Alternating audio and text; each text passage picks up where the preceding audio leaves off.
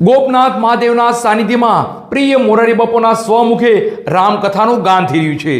રામકથા સ્થળે Shri Jaswant Mehta charitable trust દ્વારા અને હનુમંત હોસ્પિટલના સહયોગથી આરોગ્ય સેવા યજ્ઞનું સુંદર આયોજન થયું છે. આરોગ્ય સેવા યજ્ઞના સ્થળે જ નાના મોટા રિપોર્ટ થઈ શકે અને યોગ્ય દવા મળી શકે તેવી સુંદર વ્યવસ્થા કરવામાં આવી રહી છે.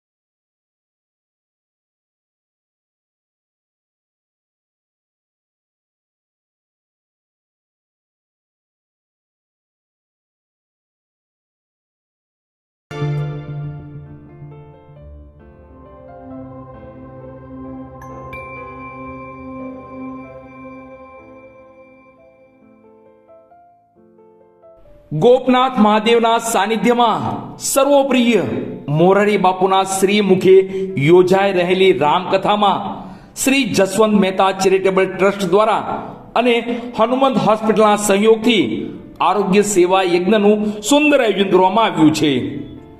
શ્રી જસવંત મહેતા ચેરિટેબલ ટ્રસ્ટ દ્વારા અનેકવિધ સેવાકીય કાર્યો થઈ રહ્યા છે. એમાંય ખાસ વિશ્વવંદની પૂજ્ય મોરારી બાપુની રામકથા દરમિયાન અચૂક નિઃશુલ્ક નિદાન કેમ્પનું આયોજન થતું જ હોય છે.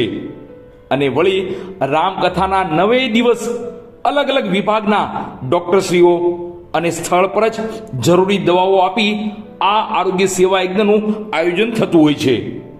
ગોપનાથ મહાદેવના સાનિધ્યમાં યોજાઈ રહેલી પૂજ્ય મોરારી બાપુની 965મી રામકથા માનસ ગોપનાથ અંતર્ગત શ્રી જસવંત મહેતા ચેરિટેબલ ટ્રસ્ટ દ્વારા અને હનુમંત હોસ્પિટલના સહયોગથી આ આરોગ્ય સેવા યજ્ઞનું સુંદર આયોજન કરવામાં આવ્યું છે.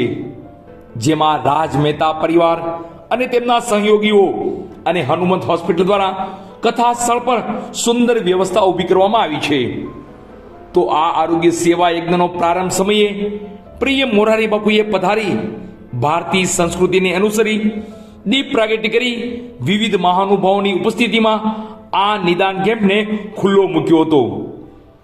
પ્રિય મોરારી બાપુએ આ આરોગ્ય સેવા યજ્ઞ માટે પોતાનો રાજીપો વ્યક્ત કર્યો હતો અને પ્રિય બાપુ રાજ મહેતાને મળી આ સુંદર કાર્ય બદલ આશીર્વાદ આપ્યા હતા. પ્રિય બાપુ હનુમંત હોસ્પિટલના તમામ સ્ટાફ, કર્મચારીઓ અને ડોક્ટરશ્રીઓને મળી આનંદની લાગણી વ્યક્ત કરી હતી. અત્રે ઉલ્લેખનીય છે કે આરોગ્ય સેવા યજ્ઞ સ્થળે જરૂરી દવા પણ મળી રહેશે તેવી વ્યવસ્થા ઊભી કરવામાં આવી છે.